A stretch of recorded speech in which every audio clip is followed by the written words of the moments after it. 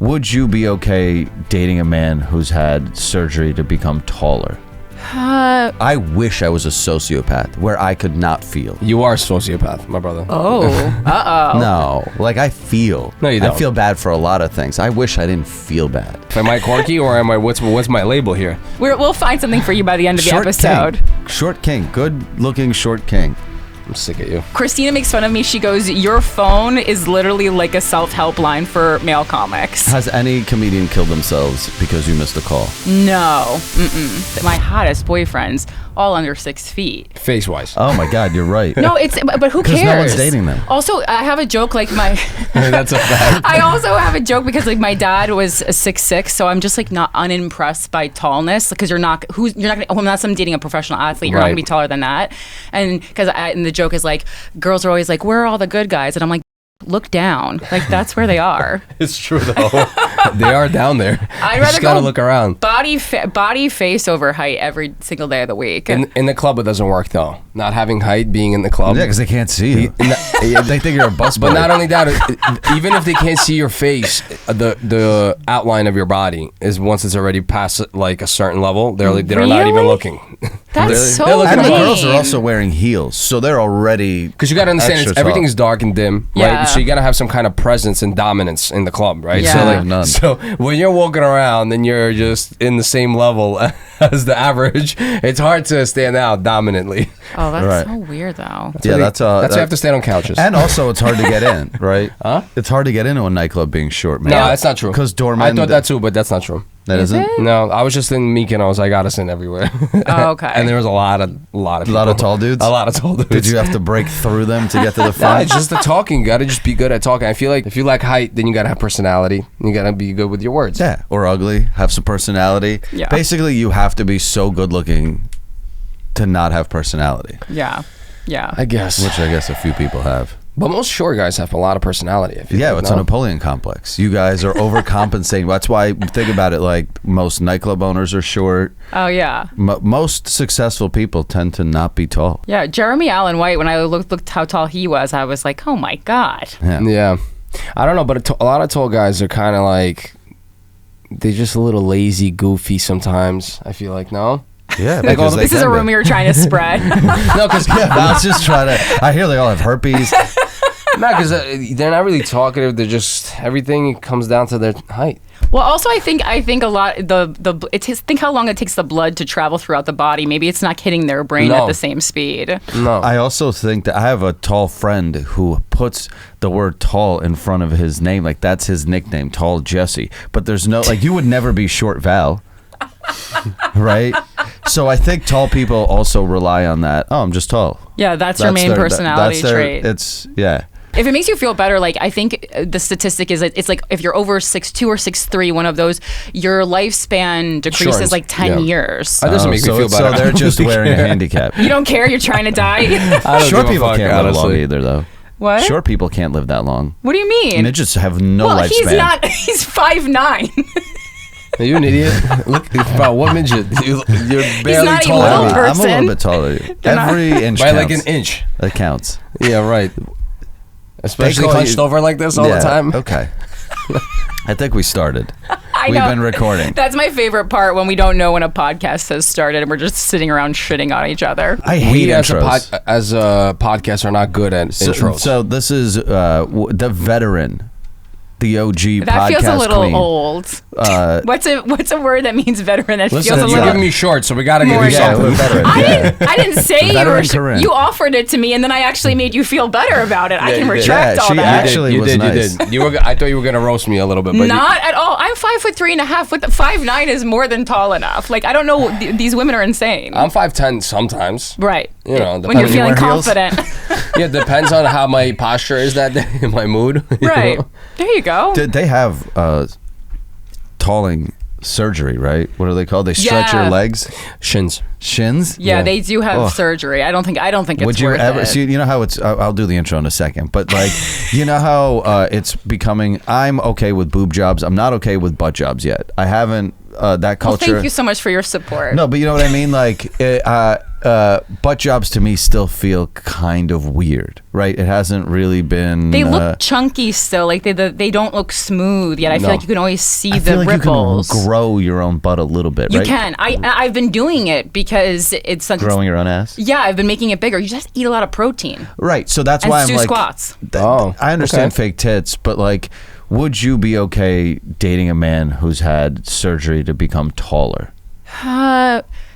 To me, that feels like now I'm dating a guy who cares too much about the way he looks, and that's probably going to be difficult for me. The changing your body with surgery as a concept does not bother me, but to me, I think it's going to speak more about this guy's, like, he had such a lack of self-confidence that he did that, but I don't feel that way about boob jobs. Right, that's what I said. So I don't know. I agree with you. Like, I'm like, oh, a boob job is just going to make my life easier. I That's agree how I with think you of on it. the first one, but the second one, I'm not sure. Tall job will make his life easier, too.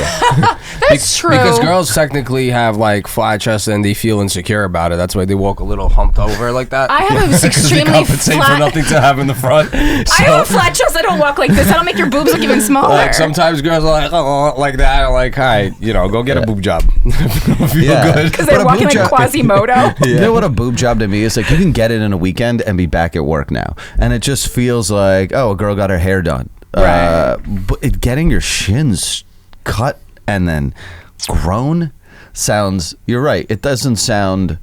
But at what sound level easy do enough. men get the pass, right? Like women have makeup, Hair, they have hair boob transplant. jobs. Hair transplant. I I'm agree with you on hair transplant. That's the only modifying. Yeah, because surgery you measure. need it, you all of a sudden agree with it. That's the funny part. Yeah. But I think hair affects men's, like how women perceive men.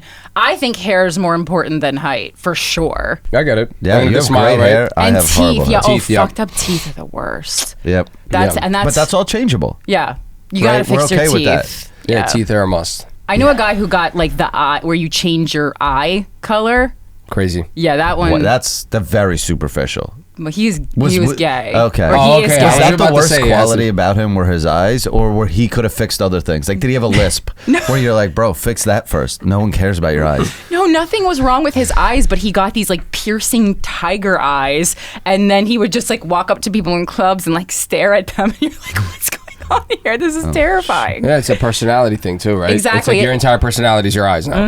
Yeah, the eye guy. That guy could probably have like 5 million followers. Maybe. A Yeah. bunch of brand deals. You're always thinking business. I love I'm it. a Jew. You're so successful. Okay. Yeah, this guy's trying to always flip the dollar. You know what I mean? I'm just saying, if you're gonna do it, you might as well monetize it. Yeah. No, I get it. Beautiful. Okay, so let me start this up. I was trying to say we have an OG. Is that better than veteran? Yeah, OG. That's great. Thank you so much. The original queen of podcasting, Corinne Fisher. Woo! You Yay. started you have quite a resume. Guys We Fucked, which we'll talk about. Without a Country with Joe DeRosa. Well, I mean, I love how Joe DeRosa hasn't been on it in like He hasn't? 4 years. Really? Yeah, there's been another host, and now Oh it's my just God. me. Damn, my bad. It's all good. It originated with Joe DeRosa. We love But Joe what DeRosa. He left to start his own network with Sal Volcano and they okay. did Taste Buds and Oh. yeah. Isn't that over now too? Yeah. Okay, so I think it's on Joe's hiatus. got a track record. I think it's on hiatus. All right, yeah. we shed Joe, so it's just you. You also, this is really interesting. You inherited. Well, you also have a horror comedy podcast called live show, right? I have a live show at the Comedy Store called Gash. Yeah. Yep. That's fire.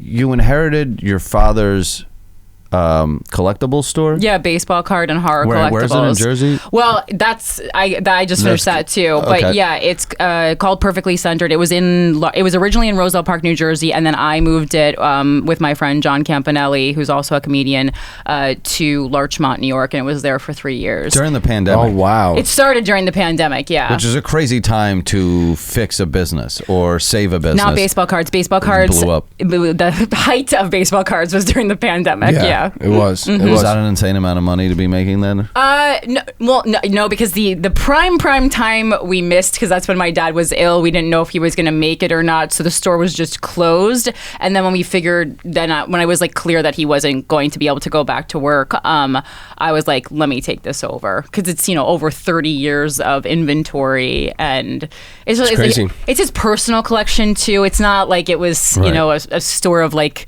Just notebooks, flipping, that you could just give away to somebody. This is like he collected this. Like this stuff really meant something to him. So Wow. Yeah. Roselle, New Jersey, huh? Roselle Park. Roselle Park. Yeah. Okay, so you do this bit about your dad dying, and you talk about the fact that he had brain damage Yes. and that he proposed to you. Yes. Is that real? Yes. That's why it's such a funny bit. Yeah. Thank you. Yeah. Yeah. I mean, he had hypoxic brain damage because basically he went into cardiac arrest. He was like dead for like 20 minutes.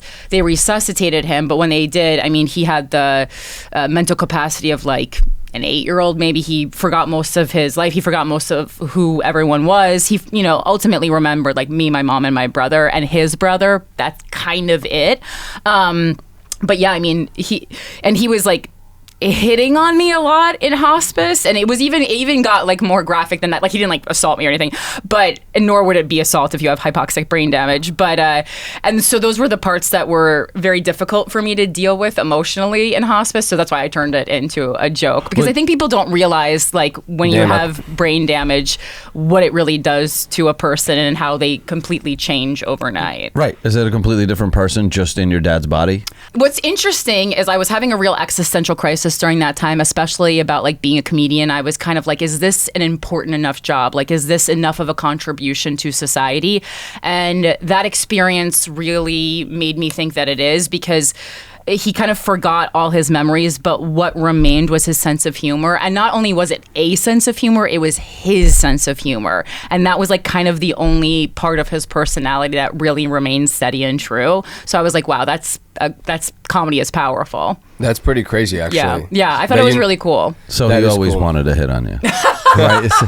I mean, I guess, right? You're in love with your daughter. That's your first Dude, daughter. that was the best part of the bit. You're like, oh, when he told me I was pretty growing up, like, Yeah. he really meant it. I was like, I really did have a good childhood. I knew it. Damn, that's Yeah. tough, though. You're a beast for flipping it over into something positive. Well, it's not even something. It's just kind of like it was a way for me to deal with it. I found it very healing, and it's not like I made that joke, the day after his funeral. It took me a year to even say it on stage.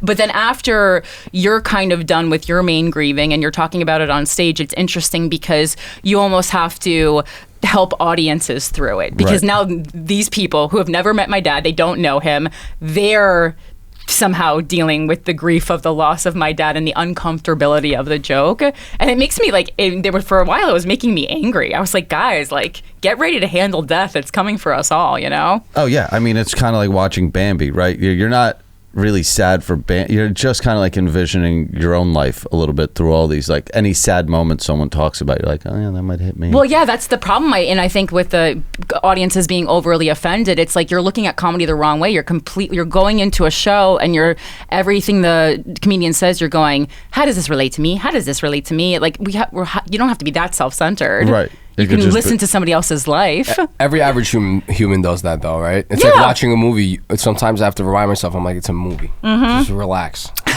Right, but I calm watch down. movies now, and if there's something incredibly, like I have a mortality fear right now. It's my midlife crisis. Right now? Always, I guess. Right, so anything showing dying adults, sadness like that, Really? that's where I'm Me too. I'm in a really rough mental state. How when old it comes are you to guys? I'm 40. Oh, okay. I mean, I'm 31, but I just for Yeah, some you reason should be have a having weird a death shorter lifespan. I just feel like I want to live more. I feel like things are just moving too fast and it's giving me a little anxiety. just 10 minutes ago, you said something I was saying about over 6'2" has 10 years less, and you're like, I don't care. No, I don't care about the fact that they're gonna die early. Oh, I thought you meant you don't care. Yeah, If you would give up 10 years of your life to be taller. No, for me the Ooh, height. good question. For me, the height doesn't really matter. Would you give up 10 years of your life to be taller? Nah, I don't give a fuck. It Would doesn't you matter give to up me. 10 years of your life for one thing? Is there a thing that you would give up? If you asked me at 16, maybe it would be a different answer. No, but I nowadays, it give doesn't up matter. 10 years of my life now. I give up 10. Well, there was a question going around the internet this week that's like, if you could delete 5 years of your life and give them to your dog, would you? And I was like, in a heartbeat. 5 years in a heartbeat. Do you own my dog? No way. Really? Yeah. I mean, it's the just last a dog. 5 years of my life, Doesn't really matter, yeah. I'd much rather have my dog live But your- 5 extra years. But your dog's going to die anyways. It's not like your dog. It would be But I like would have if the 5 dog more went out- years with him. Yeah, but the last 5 years are going to be just like it's No, blind, because it's his- bumping into Aw, things. maybe You'd not. rather be like, can my dog outlive me? Like, I'm trying to avoid the sadness, not prolong it. You're just losing 5 years of your life to push away 5 years of problems. No, I would still do it. My thing is watching things age and not functioning the same way is what trips me out. It's interesting, and there was a lot of that in hospice. But I mean, my mom said something really interesting. She was like, "You just have to meet people where they're at. Like this is still dad. This is just who dad is now. You know, everyone's gonna change. This is like when people look at Courtney Cox on Instagram right now, and they're like, she doesn't look like the character from Friends. It's like, yeah, no, she's aging, which is a privilege. I know. I guess accepting that. Right? Yeah, but I guess I just don't have Yeah. emotional attachment. Like, if it was my dad, I would have more emotional to be like, oh, that person's like gone. Yeah. Yeah, it's Right. rough. It's a tough concept. Do you think that how many moments in your life that are happy become comedy, and how many moments in your life were sad that became comedy for fodder for material? Oh, I mean, very few. I hate when comedians do jokes about happy moments. That's when comedians' careers die, when they have kids and get married. Yeah. It sucks. Yeah, Their pain- comedy sucks then. There's a couple comedians who have good child material, like Bert Kreischer has really good child material. Or if you're just too big to fail, right? At the end of the day, Seinfeld's just going to be Seinfeld. Who cares, right? Yeah, but I mean, like, it's not like he's in his prime now. I mean, Right. I'm telling you for the last time is like that's that what we're was- thinking yeah, about. Yeah, Yeah, pain is where it's at, right?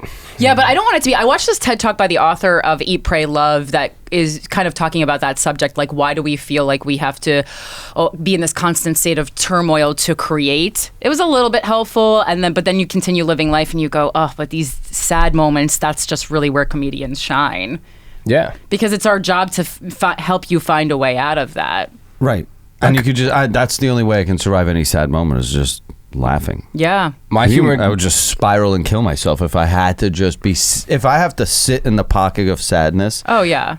It's a relief. Exactly. That's what it is. You know, Do you like laugh at funerals? I don't laugh. What was like the bare Just naked like- bare naked lady song? I'm the kind of guy who laughs at a funeral. That's like, hey, that's me.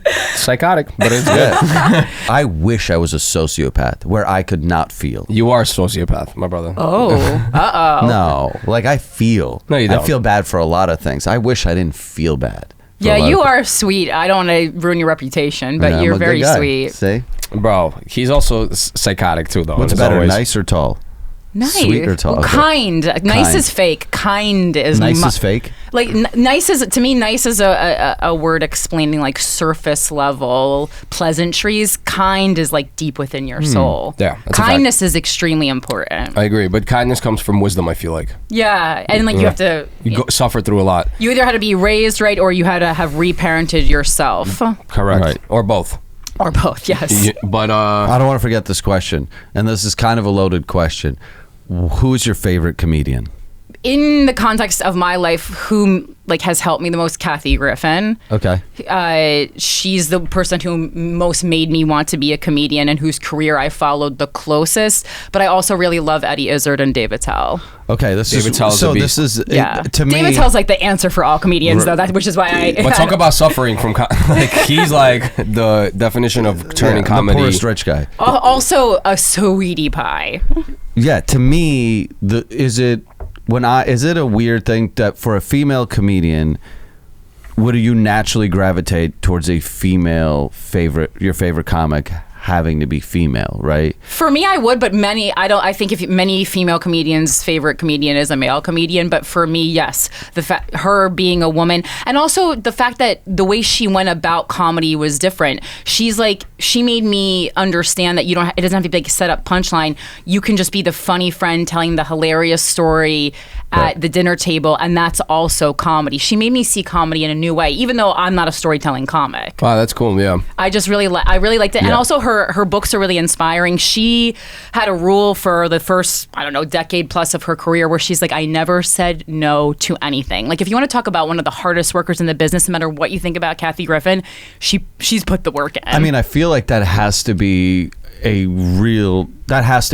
female comic's hardest part, right? Is like you have to work harder than your males, right? Like Joan Rivers me is one of my favorite comedians. Wonderful, yeah. It's when I was thinking about my list, I was like, oh, George Carlin, Louis C.K., Attell, and I was like, I can't. Joan's documentary really kind of changed my life. The note cards. just watching her empty calendar and then watching her refill it. Yep. And I always talk about my whole relationship with Estee being like, oh, I just want somebody to say, do you remember with? Because she lost her husband and she lost her manager and she was just so lonely at the end where she had no one to reminisce. So I love Joan. I don't know where I was going with this. I don't know. And I think losing your husband, the way she lost her husband to suicide was, I mean, like you see her accepting, there's like one clip that had gone viral recently of her accepting some kind of an award. I don't know what it would have been, Emmy, Grammy. And, you know, she's like, my husband should have been here for this, but he had one dark night in Philadelphia and he's no longer here. Like, I feel like that's such a comic thing to go through. Right. Your husband killed himself.'re like, oh God. Yeah. Comedy and just people in the arts world are usually, there's a lot of darkness there. You know, it's sad clown, happy circus. You know what sure. I mean, that's why I liked Judd Apatow's Funny People, because it's not really a very funny movie. And I'm like, this is the most accurate representation of comedians. It's not very funny. Well, Very it's sad. also not a glossy industry. Like, say, even if you're a happy person who's like, I'm going to go into comedy to be happy, the grueling lifestyle is miserable. You're not starting out playing theaters where people are giving you the best green room. Like, you're grinding through the garbage for a long time. So at some point, the happy person is probably going to end up miserable. Also, and they'll become funnier. The highs and lows are really crazy, right? It's like, let's say you go on tour, you open up, or this and that and the third, and then you're dry for 2 years, or something happens, or blah, blah, blah, blah. And then the ebbs and flows are real. And you're just sitting there and you're like, why is this not hitting? Why is this not hitting? Why are people now laughing? Why is, and just the momentum. Yeah, and then you start doing art for the wrong reason, because then you're doing not the art that you want to do. You're doing art that you think people would like, which is always the worst art. It's always the shittiest. It's hard though, right? Because it's like you also look around, life might be stagnant, you want to make more money or whatever the case may be, and it's just tough. It's tough. It's a tough industry. What's your favorite medium for comedy? Because you are... I mean, stand-up. Are you would you say you're a stand-up first, podcaster first? I'm a stand-up first, for sure. I mean, I'm a writer at heart. That's what I always do. But I mean, yeah, I consider myself a stand-up, even though I am much more known and respected in podcasting. Yeah, I'm fine with that. That's okay. People can think what they want. I think it's actually perhaps better this way, because people come and see my stand-up and they go, huh, that was a lot better than I thought it was going to be. I thought that was going to be a podcaster doing stand-up. And you're like, no, I was doing stand-up before I even picked up a podcasting microphone. Well, yeah, that's you're like the a female Theo Von, but except you're actually funny. Right. Really? I think Theo Von is very funny. I'm kidding. There's plenty of podcasters who I don't think are funny. But I'm just saying, like, his podcasting is so elite that when you look at the stand-up, you're like, all right, this was good. Like, I'm not coming in there saying this guy's average, like he's a beast, but I'm just saying his podcasting is just a lot more entertaining to watch, I feel like. His vernacular lends itself to a funnier conversation versus let me just be alone on stage telling you my thoughts. He has a very interesting life too, so he has a lot of wisdom to share that is unique on his podcast. Yeah. Having the is old it dad. unique or is it presented in a unique way? I think he had a weird life. I don't know him personally, but I have good friends who have worked with him, and they're like, he's a quirky man. Oh yeah, I mean, 100% quirky. He's a quirky man. He can't fake. You don't fake that personality. Yeah, no, and I think quirky man is a very interesting personality. You meet a lot of quirky girls. A quirky man. Explain to me quirky real quick. Quirky is like, you know what it is? It's when a white person, it has it's almost like, you know, when you see like a black but is it childish? comedian. It's like childlike almost. No, it's like a peculiarness. It's like it's weird, but in a whimsical and charming way. That's what quirky to me is like. It's like almost a male manic pixie dream girl. Maybe we're getting in the vibe of. Do you know what that is? No. Okay. Not pixie. I mean, I get what you're going. What it means. What it is? But it's when you have like a black person who has like their own style. That's what like with the way they talk. I mean, all black people, right. Where there's some people that are just like, he's like Charleston White, right? He's just like he's a caricature. He's a caricature. He's a caricature for sure. of, I'm just he's asking Larry the because Cable Guy without faking it, right? Like Larry the Cable Guy is a dude named Dan Whitney who created all that shit. Right? So Corky is more of a feminine kind of vibe, is what we're getting at. I don't think it's a feminine vibe. I just think that more often you find the quality in women. Are you trying to use I'm this? just asking for myself. Like, so you am can I use it at quirky? nightclubs? No, I just want to know. I'm in To get in? I'm in a relationship. Are so you quirky? I'm a little quirky, sure. Yeah, I guess. Yeah, not overly quirky. I'm dark and sad more than anything else. I'm a sad girl. I'm quirky and sad. No, I don't think you're quirky. No, you're just like a hot guy. No, You're like, yeah. What do you mean? Now he's offended. No, what do you mean? You're not very quirky. Are you an idiot? I'm You're in the not office quirky. constantly going off, doing like silly, Oh embarrassing. no, you're a guy who thinks you're wild, but No, not. you're not quirky. Quirky is like you're not quirky. You're a guy who's like, babe, look at me, I'm doing something crazy, and you just put like a bow on from a gift on your head. I mean, I'm Right. just an idiot. Or like when I'm at home, I just mess around a lot. You're not Theo Vaughn, is what we're saying. I'm fine Okay, with that. okay. I'm just asking for myself. Am I quirky or am I? What's my label here? We'll find something for you by the end of the Short episode. king. Short king. Good looking short king. I'm sick of you. But what why you say that most of your personality is just like super dark? Well, I think people think I'm angry, but I'm really sad. I'm sad is what they're You guys what they're found seeing. Perfect Yeah, that's match. why we get along. Yeah. Well, most Life is female very comedians, sad. are they happy? No. Right? It's hard to be. You guys think Kevin Hart is happy all It the has time? nothing to do with being female. It has to do with being a comedian, girl. No, but I think men look at a female comic as like, okay, she's broken, right? In order to be doing this, because she could be doing so many other things. Why is she going into this lane? Like this girl's got to be dark and I think and sad. comedian is the coolest job besides rock star that you there's can have nothing on worse. the planet. No, I love you, but like, there's nothing worse. You're funny. So you'd men be okay. Men hate funny women. My girlfriend's funny. The only people who appreciate female stand-up comedians are other stand-up comedians. It's the nightmare. No, I love female stand-up yeah, but you're in comics. the space. I love Estee. I think she's funny. But if I had a girlfriend who constantly was trying to be funny, Well, that's where the But problem Krill, lies. Estee is naturally quirky in that's- her Yes, own that's way. what It's I'm not that saying. she's waking up every day and she's like, I got some good jokes for you, Krill. Like, you know what I Yes, mean? but there are girls who think Good they're use funny. of quirky there. Yeah. There you go. But I mean, But I it's guess a different. guy who wants to be a stand-up comic is equally as bad. Oh, nightmare. Yeah. You dated She comics only before? dates you only date creatives, right? Yeah, I mean, it's not like a rule that I have. It's just the way it happens because every time I try to date someone who's not an artist, I get so bored. I've dated like people who like manage a comedy club or something. I've gone that route. That's been fun. But yeah, no, I can't. Once you know the level of funny of a professional, it's very hard to listen to someone else's jokes. Is it hard to date someone less funny than you? No, so ideally, my boyfriend would be funny, but if he's not funny, he has to genuinely think I'm funny. That's second best. Have you ever had a guy not find you funny who you were with? Not that they've told me to my face, but I guess they could. That would be would that hurt you more at the end of a breakup? No, it wouldn't. And by the way, you're not that funny.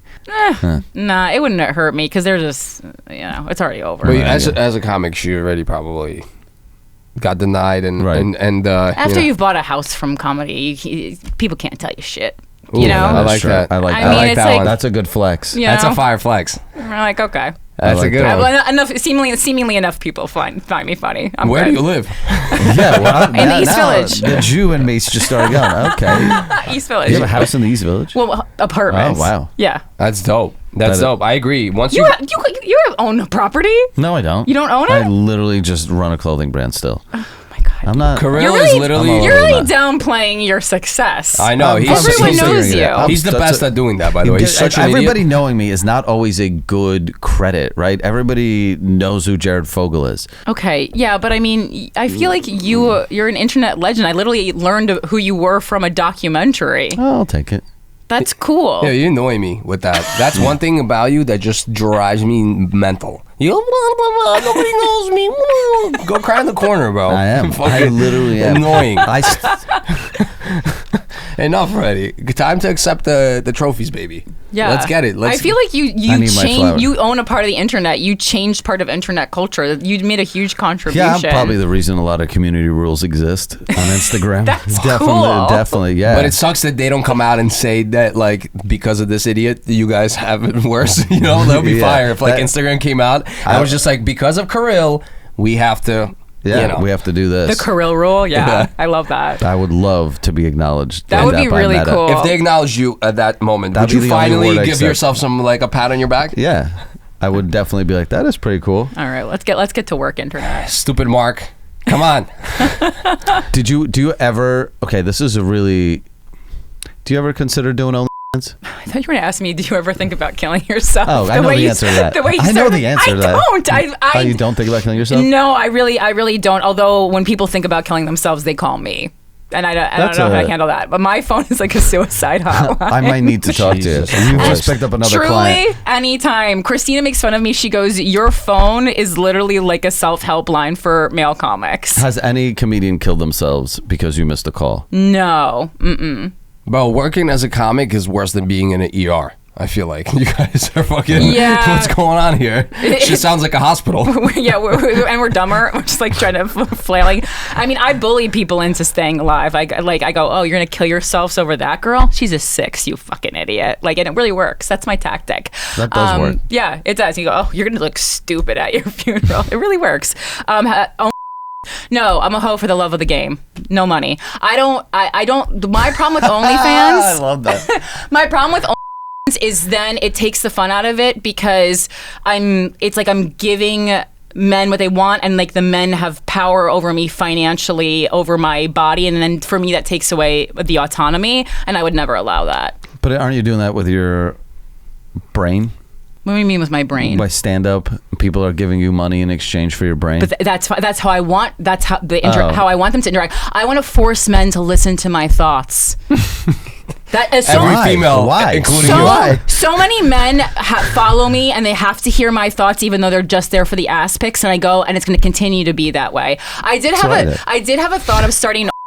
And then it's just me. They log on and it's me doing stand up. Obviously, everyone would only last for a month, but I thought it'd be a really funny way to make everyone angry. Like I'm like hot pics, and then it's just a clip of me at an open mic. Just the thumbnail is like hot, and then it opens up the video. Yeah, it's me spreading my ass cheeks, and then I'm like, "Is this thing on?" Let me tell you about abortion. Those are my thoughts. Oh my God! I kind of really want to do that, dude. You should.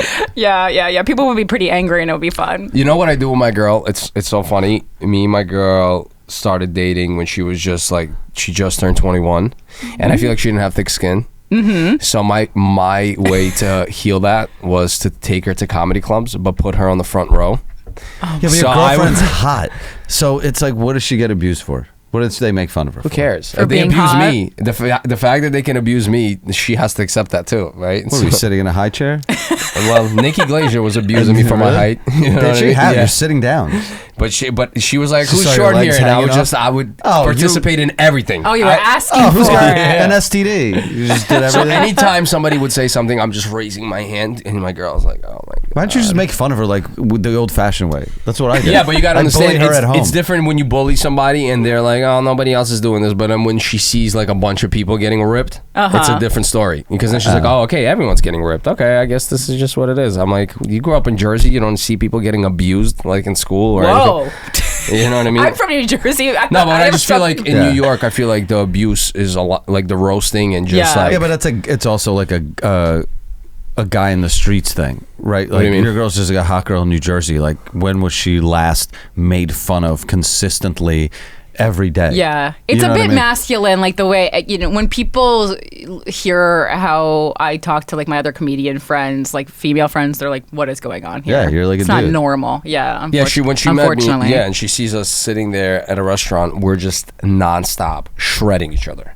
about everything and anything. Right. Past, people present. listen to us at restaurants, me and Estee, and they're like horrified. They think you're getting into a huge domestic fight. violence. And we'll just yell at each other and just keep it going just to watch people around us fucking freak That's so out. fun. I have to tell you guys the story. Sometimes I hit her just to really sell it. One of my best friends saw me date a girl from New Jersey, and he's like, hey, maybe I should date outside of the culture. And we're from like this Russian neighborhood in South Brooklyn. Okay. And he's like, you know what? I'll go find a girl from New Jersey as well. So he found this girl from New Jersey, started dating her. He kind of forced the relationship, and she was very, shy girl. She was a Spanish chick, so she was very fiery. Mm-hmm. And we would go to dinners, and I would nonstop abuse my boy.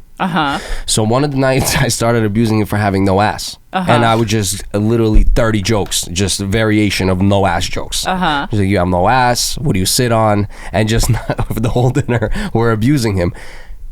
She gets home that day. She's like, I don't want to be with you anymore. And he's like, why?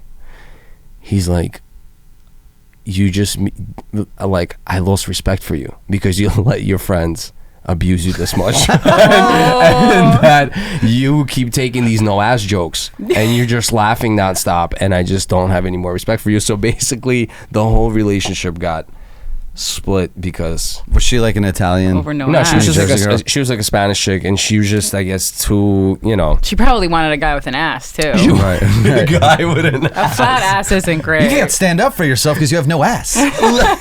You cannot stand up, period, because you have no Literally, ass. where's your You're ass? tilting. She's like, you know what? Oh, that's so good. You're tilting. I It's used crazy. to be bad at that though. Estee is the first girlfriend that I've, maybe it's her more than me that can take the abuse versus I learned how to abuse better, but I definitely used to verbally abuse all my exes. What a beautiful story, Carl. Thank you for sharing that with And I us. think I was making them better by doing it. I was like, trust me, the world is going to be way worse. This is The your way he manipulates flat-chested- her into understanding his psychotic humor is insane, though. You got to see some of these situations. I mean, your you know, version of grooming. I love it. I was just going to say that. He does groom her. What's Yeah. wrong? Okay. and What's this is- wrong with a little grooming, What's everybody? wrong with a little bit of grooming? It's called, you know, my girlfriend grooms me, right? She starts adjusting. Give us an example of how your girl grooms you. Shaves my back. No, I mean, you know, she's taught me to be, all right, now I kind of like probably help out around the house more. She's Okay. groomed me into a more well-rounded man. Okay. Right? And I'm trying to, when people, you know, like, I don't give blowjobs. And then you're like, let me show you that you should. Right? And then you've groomed a person who will, even if I break up with you and we break up, you left better than I found you. Wow. Don't you think so? That was so beautiful, Carell. You don't This think kid's so? such an idiot. It's insane. Is that grooming? Yes. There's times you can have bad grooming and good grooming. I feel like I know what you mean. I don't know that I love the example you gave. Why? You're saying if someone is like, I don't like blowjobs, and you're like, but you should maybe you just So didn't what? like it back then. Like I didn't like. Are you saying that your dick is so good that people would like touching it with their mouth? Like, No. why are we not all of a sudden like blowjobs now? No, I'm saying, why should you like all of a sudden? Yeah, After are they meeting actually me? liking them after they deal with you, or are they? Look, I notice I said I'm deal gonna with, not manipulate. date. I'm gonna manipulate you into loving me so much that you're gonna be That you like, want. on to give me blowjobs because you're like, you know what? Maybe I'll give this a go. But I don't for think him. But I don't think you're the type of person that has to manipulate. You're naturally charismatic. People are gonna That's like you. manipulation. But No, don't you it's guys think not. masculine energy is manipulative? Yeah, Like, charisma is look. manipulation. It is in some way. If you're not, I mean, are you naturally charismatic or are you performatively charismatic? Some How can people you are. prove that? I don't know. I'm about Right. to turn into I'm Andrew neither. Tate right Harvey now. Weinstein could have been charismatic. I'm about to be Andrew Tate on here. Listen, guys, Right. masculine energy. No, I just think that yes, I understand the. I mean, yes. I think men are born to manipulate. Like What? What? I feel like it's an innate feature in a man to manipulate. Like whether it's like even me getting into a club, I have to manipulate my way in. Sales, like whether I'm like trying to do an interview, I have to kind of manipulate my way in. Oh, like that little bit of a hustle. Yeah, okay. like that hustle is all manipulation, right? It's like, All right. I feel like that's just what it is. Do you think I'm getting laid at a bar without a little bit of hustle? You definitely not. Yeah. What? I had to Looking invent. like the I had to fucking invent Ice a Age whole, sloth. I I had don't to think you're- invent a whole career. I was gonna to say, get well, laid. I didn't know you before that. So. I was just this with Yeah. no identity, right? No one's talking to this, so I had to work. If you're and funny build- though, being funny really works it's for really guys. hard to be funny at In a a bar or club, nightclub, yeah. right? You're like, what That's am I not gonna true. like fucking You could have a couple one-liners. one-liners? You got to be a Oh, little like, you're telling knock jokes at the bar. You got to be a little like, I don't know. You got to I don't know. You just gotta kind of. You like gotta a kind of funny- be with the water. And it's crazy because my sense. You just gotta kind of. You gotta. It depends on the situation, right? Like, say, I can't really. How did you joke get to- your girl? Well, I got lucky. My girl pursued me. Yeah, she slid into his.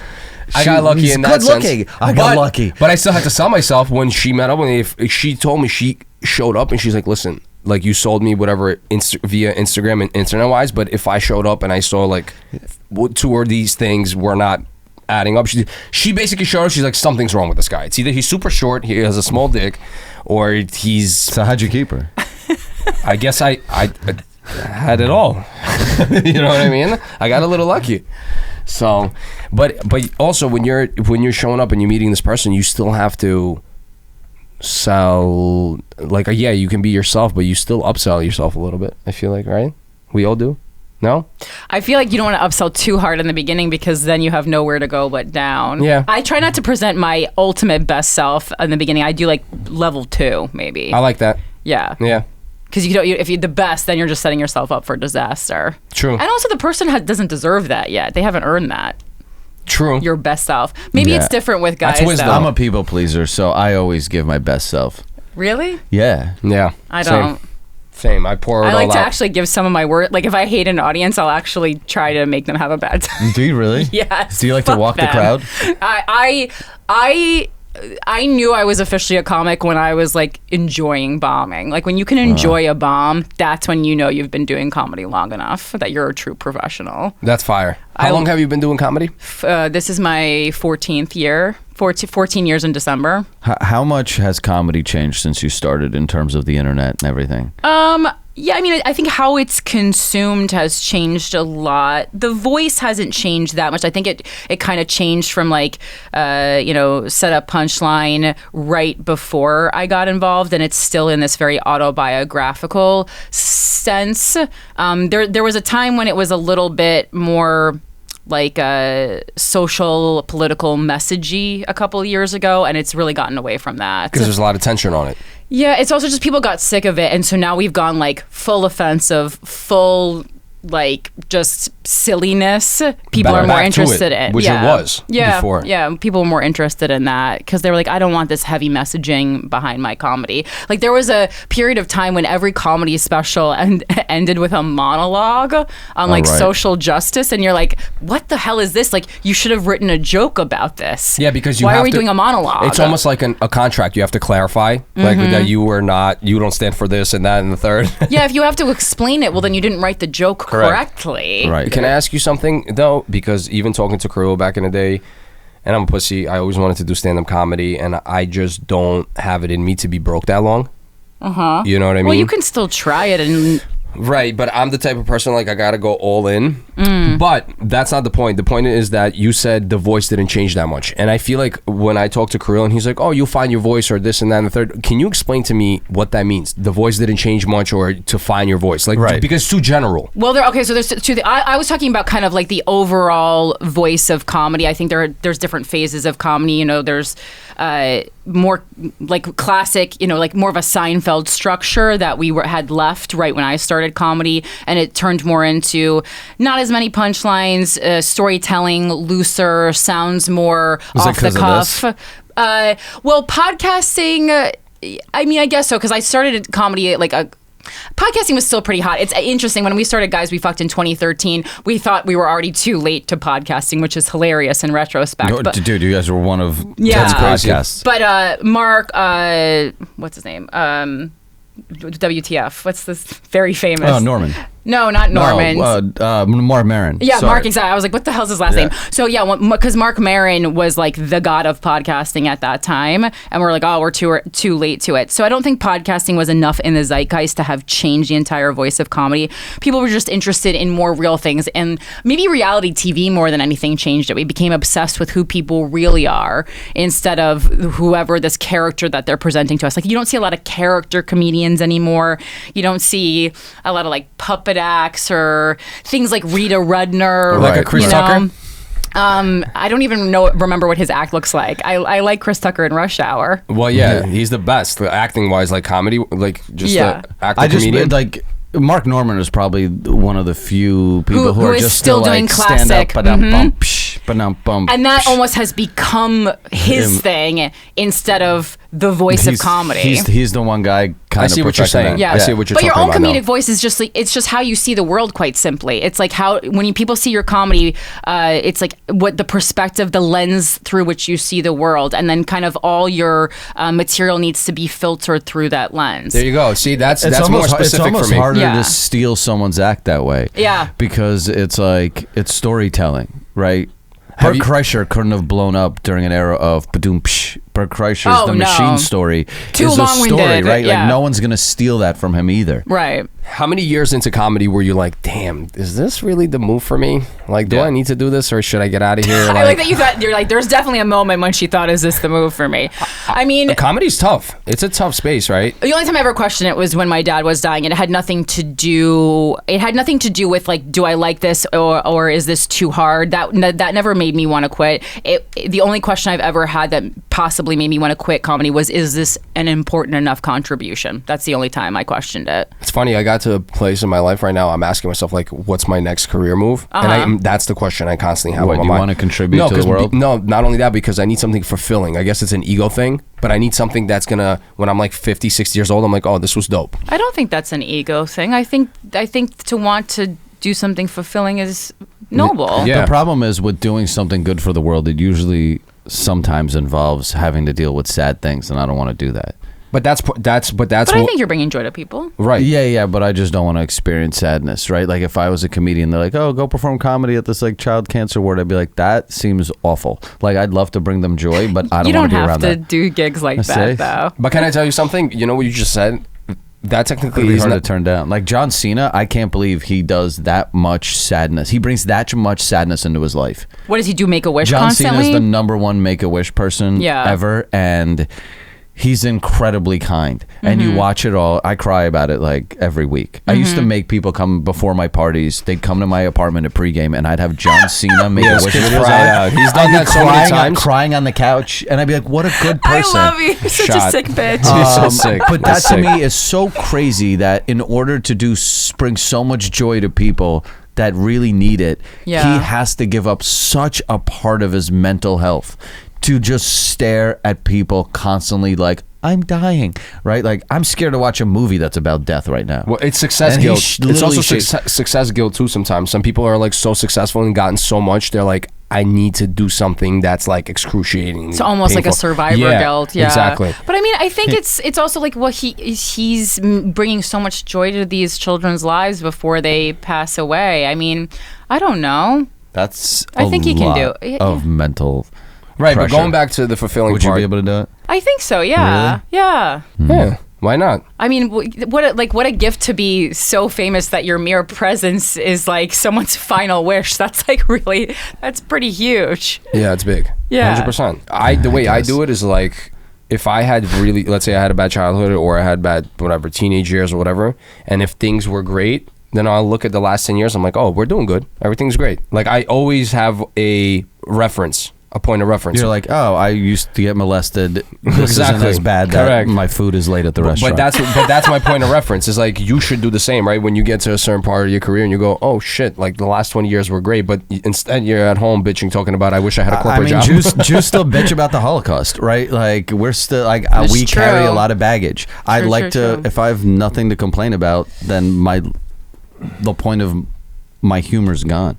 That is the best part of being a stand-up. You just get to go get paid to complain on stage. Fire. Have a nervous breakdown. It's so fun. So fire. Do you think? Okay, I believe this, and and more if you watch, Kill Tony obviously blew up like crazy since the Tom Brady roast. He's a beast, right? And he talks about it all the time. Is it true?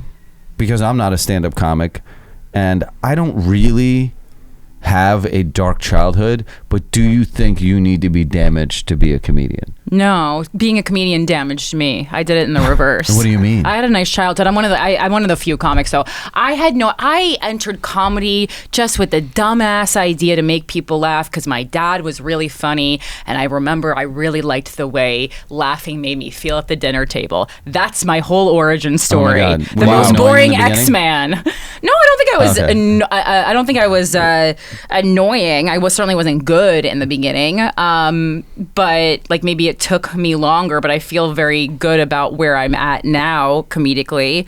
But I also just was very naive. I had no idea.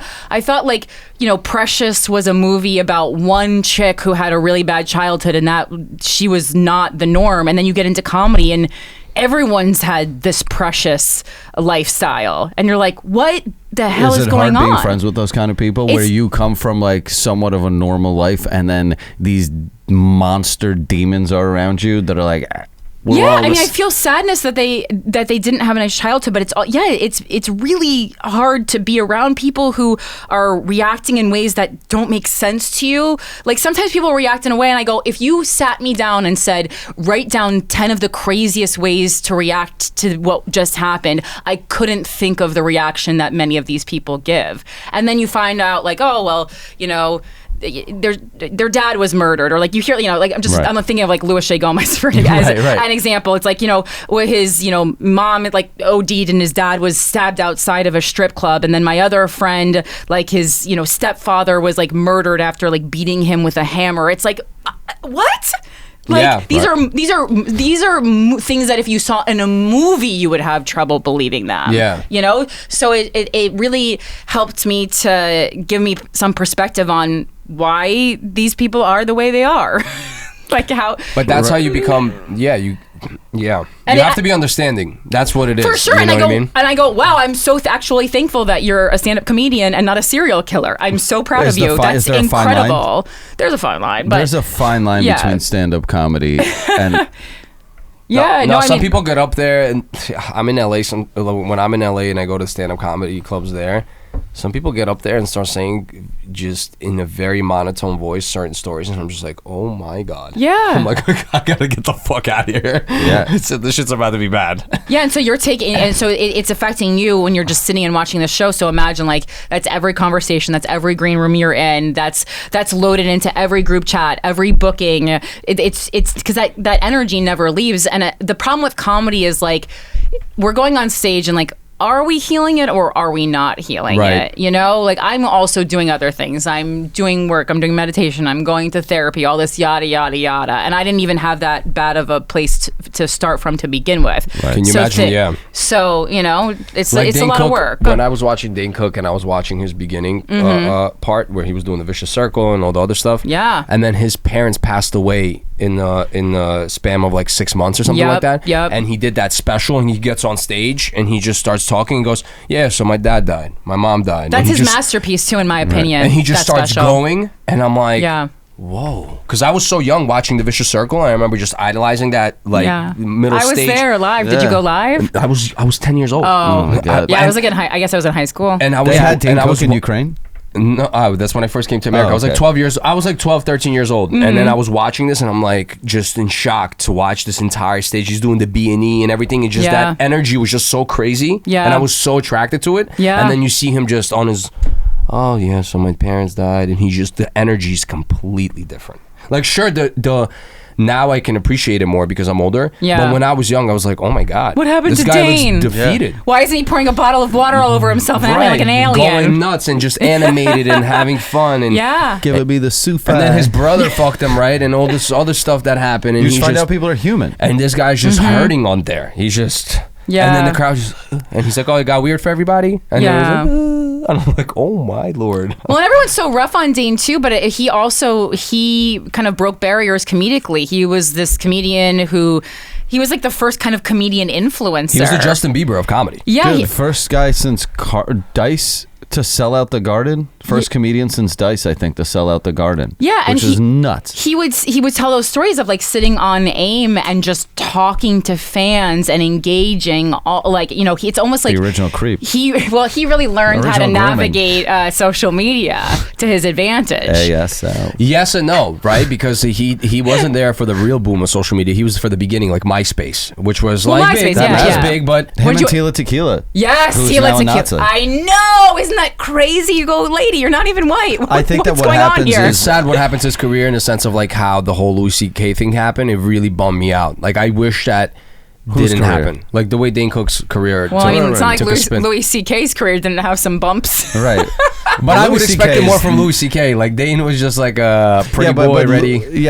But Louis has a much stronger act, right? And that's how good Louis' act is it overpowered his sexual crimes versus Dane's act isn't strong enough to just overpower his brother stealing his money. And I love Dane Cook. I love Dane Cook too. I love Dane Cook. And when you see him live, even to this day, you're like, this is a good comedian. I was at the Laugh Factory and he popped out. Yeah. I almost went backstage to almost blew him. I was like, yo, I love you. Like, it was my first time that I met him. And he was just like, oh, yeah. He was, just remembering him at that phase and then seeing him at this phase. Like, yes, he's an amazing comedian, but I don't know. But that kind of goes back to what we're talking about with death. Like you have to meet people where they're at. Like he's allowed to evolve. Like if he was at the age he is now and still pouring water bottles on himself, I think that would be sad. Yeah, right. I guess I see somebody like Kevin Hart and he's full of energy at 40. And I'm just kind of like, you know. But this is Kevin Hart. But that's Kevin Hart's second time being famous, right? He already went through a lot of the darkness, right? He lost all his money after Soul Plane. He was Lil Kev, and then he came back as Kevin Hart. Oh, yeah. They talk about, like, at one point, Kevin Hart and Big J were best friends, right? And then Kevin Hart had to go reinvent himself and just fucking blew off to the stratosphere. He's very generous with his time too. Like he just Dane? Yeah, he like popped in. He's got a lot of it. He popped in on the Guys We Fuck show years ago, and it was like, oh, it was my college dream come true. This is a man who's like, I had posters of him all in my dorm room. The best. And I was like, oh, if this guy could just meet me, he's really gonna be smitten. He was not, but he was nice. He's cool. Yeah, he's been through some shit. That guy. Yeah. I mean, some great movies too. Amazing comedy movies. Waiting, I love Waiting. There's a few. What else? I think Waiting's the best one. With Ryan Reynolds, right? What? Isn't Ryan Reynolds in that? You think? I think he was. Yeah. And then there was the cover. Good Luck Chuck. It was the other one, but I don't think he was. I don't think I ever saw that. I love Good Luck Chuck. You do? It's a good one. I mean, I know the premise, but with Jessica Alba when he's running around, or what about the one with where he's guiding his boy into liking the chick, and then he ends up falling in love with her? I don't know which one. I forgot what that movie's called, but he basically is explaining to his friend how to get with this girl, and then he runs into her in the park, and he falls in love with her instead. And it was a sick movie. I forgot what it was called. I mean, they've done that story like 30 times. Isn't that Hitch? No, that's Will Smith. Yeah, that's Will Smith. Right, but isn't that the same concept? Oh, like that we've seen that concept in Hollywood many times before. Yes, it does sound. Yeah. It does sound like a thing. I don't even know how many movies. Like there was a time I think that Dane Cook was in like every movie for like 2 years, and then. Do you see that drop off anymore? Right, for him, he kind of did it where the internet was still young, and he kind of went away, and now he's back. Dane, but from while he was missing, right, and during a very crucial part of like the internet, a guy like Matt Rife arguably is having a Dane Cook moment. I don't think you can fail anymore. Like once you get that big and you build that audience, it's kind of hard to lose it now, I feel like. Right? Like you'll always Matt be able to sell tickets. Will always be big unless he does something absurdly crazy. But it's funny because really I think Dane Cook was the one that kind of mentored. That's what I said. That Dane did it for, like, he's having that same good-looking comic, young, exploded out of nowhere. Yeah. Right. But it's hard to lose your audience now. Like once you're a TikTok star, right? Like they're not, unless they deplatform you. What else?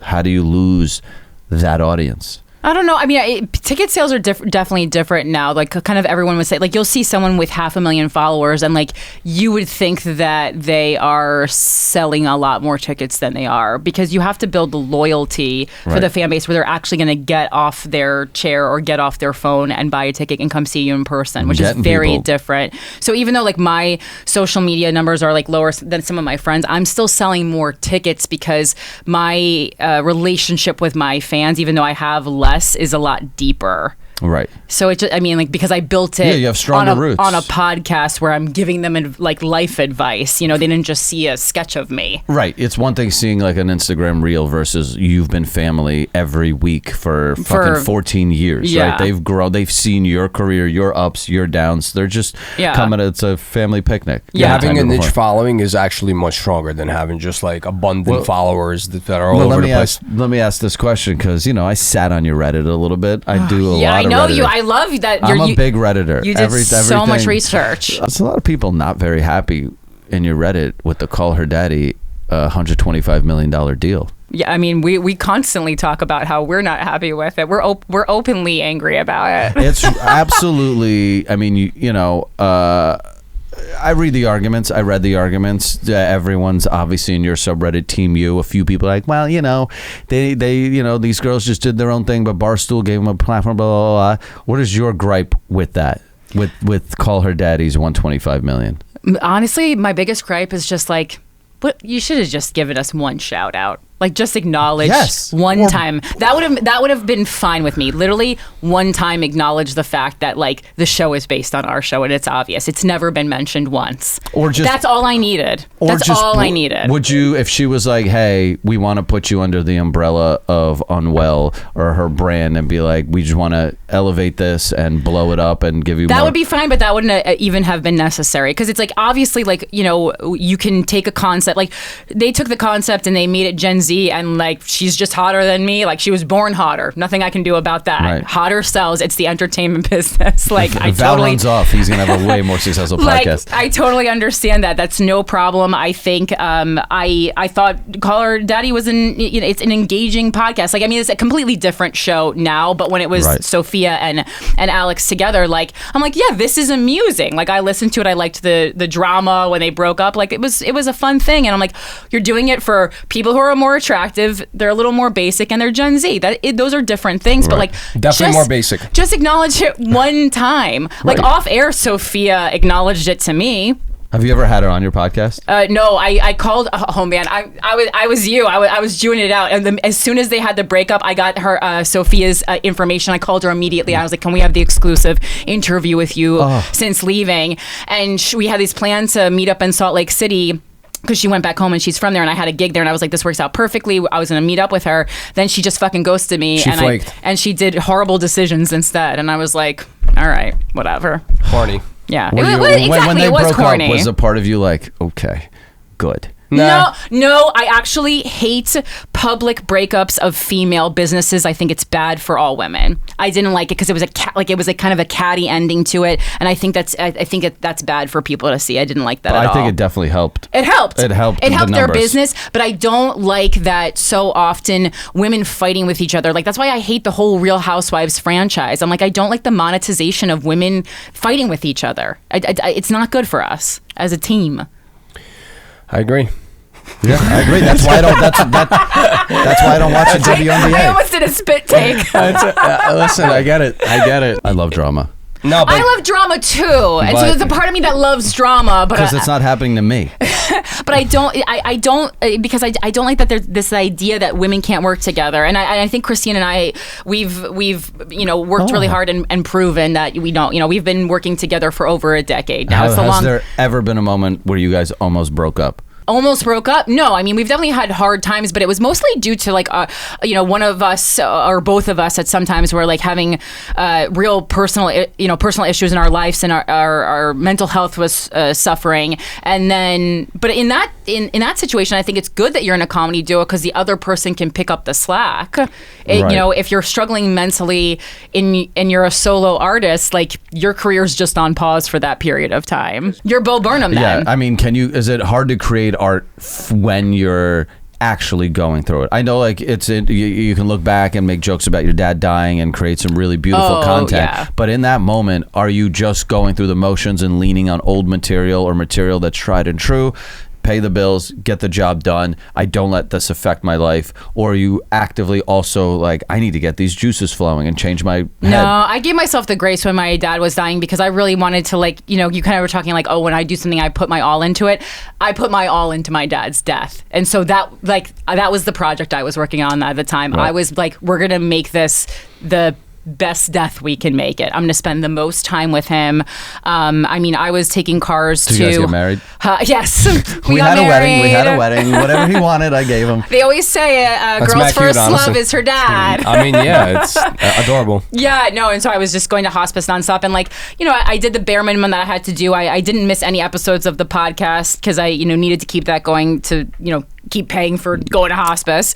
But other than that, no, I just paused. And I felt no creative of juices flowing during that time. And then the year after his death, like, so there was a couple months after his death, and then like maybe like 6 months after he actually died, that was like the most brutal period. And there were like all of 2022, I was just blur. I was gone. I felt no creativity. I was going through the motions. I go, there was a point where I go, I don't even know if I'm going to feel joy again. Right. That was didn't write one joke. That was scary. I mean, I'm sure I wrote just nothing. I wrote some stuff, but I was like, I just have no motivation to create right now. And it only really recently came back, like almost like this summer, did it come back like full force to like where it was, or even maybe better than it was. Look, can I ask you something? I feel like everybody has a formula to create. What is your space and like setting do you have to be into it, write and create? Like, do you have like middle a specific... of the night, like 3:00 in the morning. Sober? Yeah, I don't. I stopped drinking like a year and a half ago. Fire. Wah wah. I'll still do psychedelics, but I haven't done them since my dad died because I was like kind of scared of going too far to that space. But yeah, no, middle of the night, just like me and my dog, silently, pitch black on my bed at my computer. Like that Fire. To me is the best time to write. Me too. Nighttime is creative time. Yeah. Have you ever cried on stage? Oh God, no. But that's like a fear. That's like a fear. Why, to not show that weakness, or are you I think scared? it's a bad look as a girl. That's what I was going to say. Are there certain rules for a female comic that they shouldn't do? I don't think stand-up should be crying on stage. No. It's but if you're like, if I'm an aspiring female comic, are there a few things you can give me? Yeah, I am. I mean, pretty much. I have boobs. I cry. I literally. Your boobs are bigger than mine. Yeah, my boobs are huge. You're all estrogen. Dude, literally. I sit down to pee. It's comfy. Do you have any like, hey, don't cry on stage. Don't bring this on stage. Don't do that. Like, don't walk up there with like a nice purse because it's like blah blah blah. Like, are there? I don't have a lot of rules. I think comedy is a space that is pretty lawless, and that's what I really love about it. Yeah, no, I think that there kind of is just no crying in stand up. You know, it's baseball. No. Okay. Yeah. I just think because it's giving people the wrong impression of what the art form is. You know. It's just not. That's just not what it is, and I think people are already so convinced that comedians are using comedy to mask whatever their true feeling is, and that's not so for many of us. Right. So I don't want to feed into that narrative at all. And I think crying during a stand-up set would be feeding into it. I've cried on the podcast a couple of times, and I think that's fine. Yeah, but there's a conversation. Yeah. Right? Mm-hmm. No one's. Yeah, it's different. Yeah. I don't want to walk into a room to escape reality and have to face your reality. Yeah. Right. I only want to face your reality through funny things like, oh, okay, like her dad proposed to her, that's funny, right? But if you sat there and cried about your dad, I'd be like, no. I could have just gone to fucking Sloan Kettering instead of to the Comedy Cellar. Yeah, that's like a one-woman show instead. It's a different piece of art to me. I think if you're crying in your stand-up set, perhaps you're not ready to tell the jokes that you're telling. Yeah, you haven't found a way to make them funny. Yeah, and I've certainly been there. I've certainly, when I was doing my dad dying jokes there, I remember like very vividly like starting the joke, feeling like it start to well up, and I go, okay, I'm That's not a good start. I'm not ready to do this joke right now. I'm What about like if it's something that the audience wouldn't see. But what if like you start the joke and then you see someone's face change like in the audience and you see they got somber almost, and would that mess you up? No, because as a comedian, you have to steer the ship. You're in control of the room. Once you lose control of the room, you've lost control of your set. So I have to find a way to relate it to that person. I mean, you can ignore them. It depends, unless if they're making a loud thing, you can go up to them afterwards.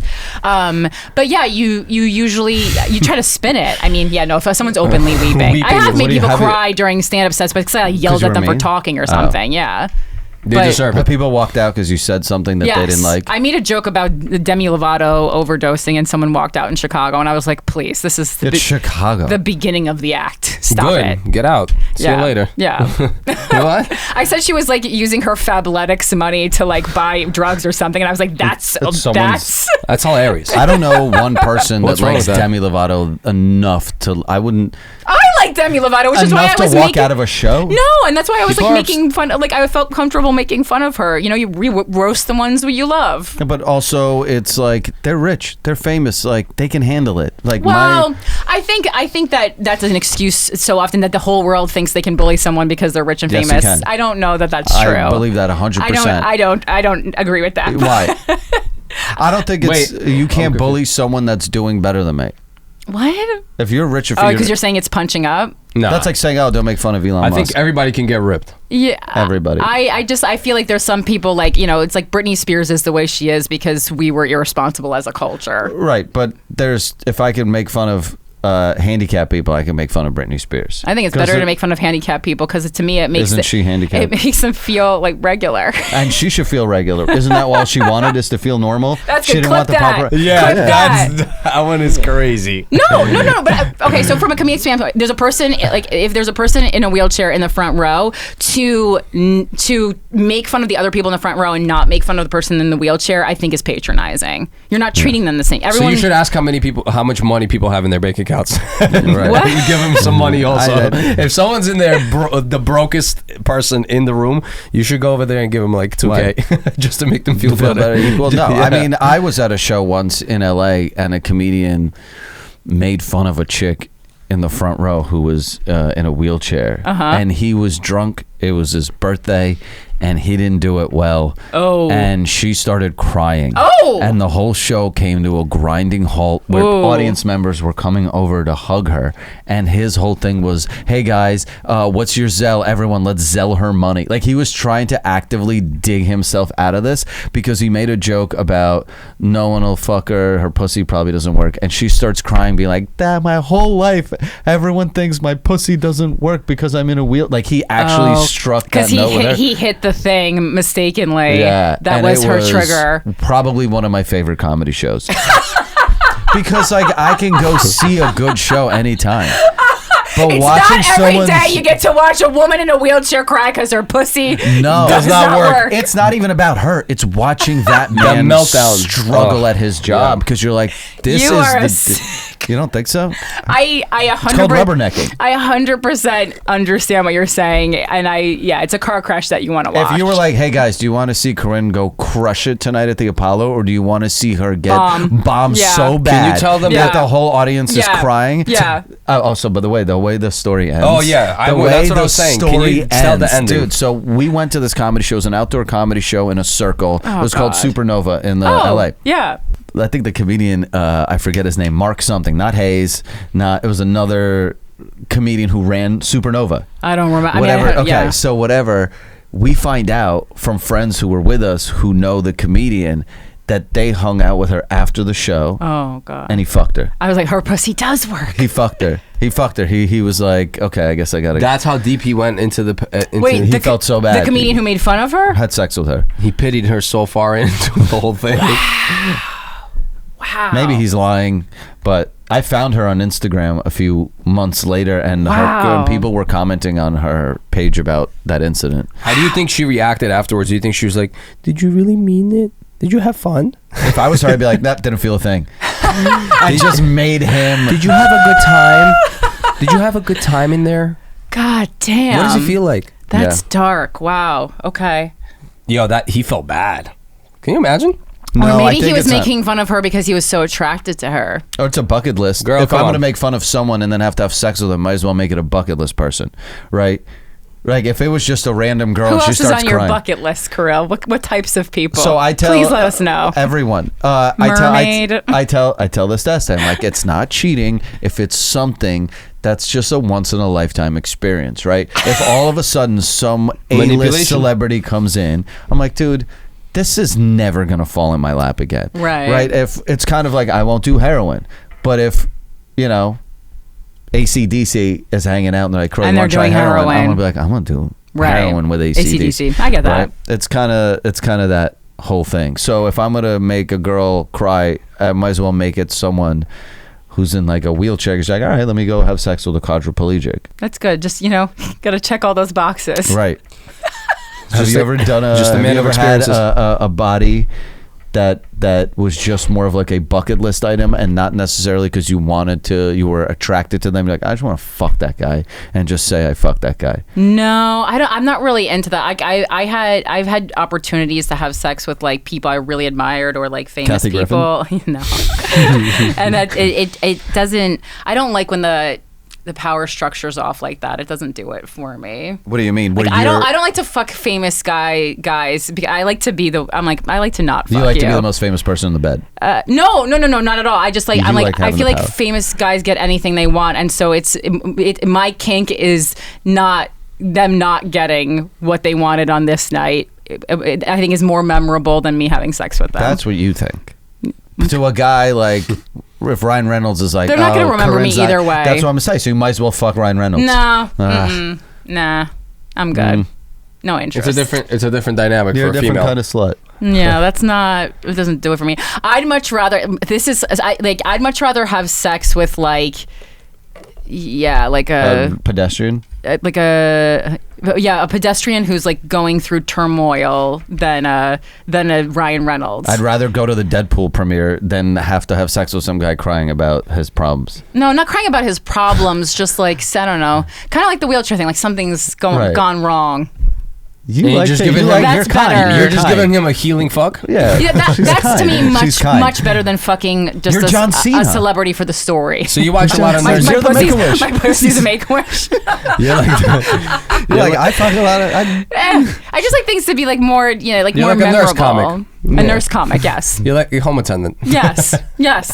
Yeah. No, I think that's better. And it's fucking a famous guy who's not going to remember that. There's nothing there. There's nothing there for me. Guys, we recorded this at 9 a.m. on a Saturday, and I didn't know we were going to give that away. I'm giving it away because you know what? I have to say this. First of all, thank you very much. Thank you for real. You know why? One, because you're hilarious.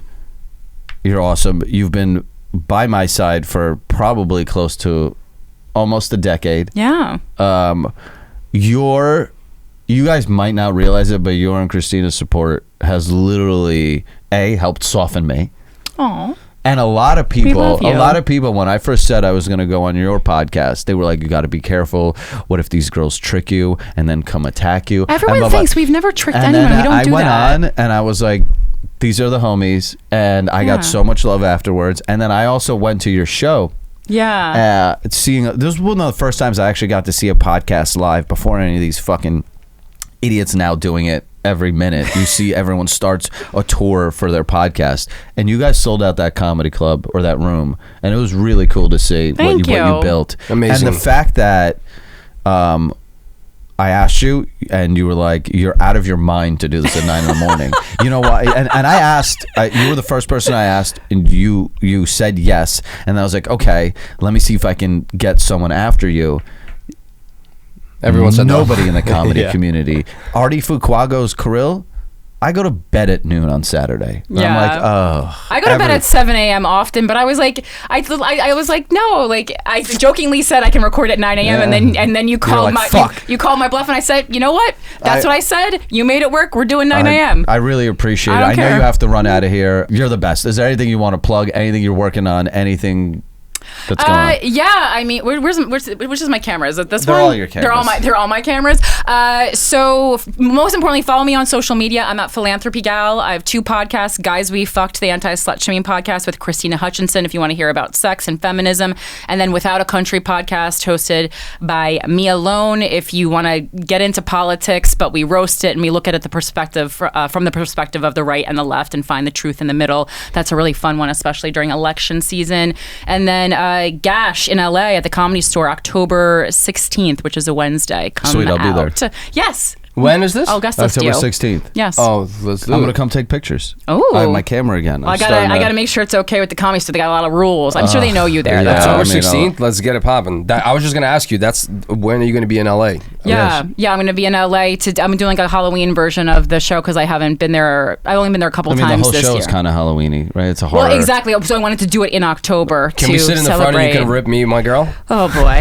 Do you do that? Are you going to do a lot of crowd work? Not a ton of crowd work on that show because the premise is every comedian who goes up does a regular set, and then I give them a horror movie scenario that they have to improvise their way out of. And so I kind of do that. That's the riffing I do is with the other comedians on the show. Fire. It's really fun. Just call Val's girlfriend fat and ugly for 2 seconds. Just rip us. Just do a little. Look, who's this cow? Look at these idiots. It's like a supermodel in the front row. Idiots. I don't know. Just idiots. Yes, we're there. We gotta go. We gotta hit that. And on the 100%. subject of you constantly giving back, I forgot to even bring that up. The fact that your Instagram name is Philanthropy Gal. Yeah, I mean, it's a little tongue-in-cheek now, but I mean, it was started when I had an actual Philanthropy Gal blog, and then people just got so annoyed that the handle wasn't my name that I kept it merely to annoy people.